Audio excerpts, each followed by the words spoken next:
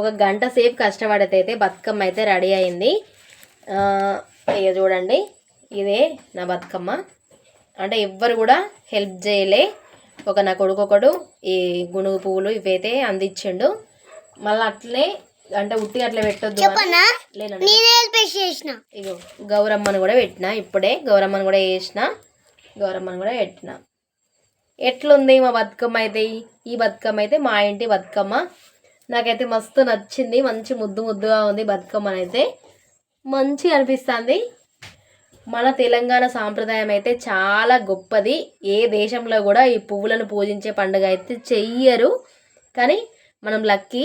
మనమైతే ఈ పువ్వులతోటి అంటే పువ్వులను మొక్కే బతుకమ్మ అంటే మనమే, మన తెలంగాణ ప్రజలమే. అందరికీ తెలంగాణ ప్రజలకైతే బతుకమ్మ శుభాకాంక్షలు మరొకసారి.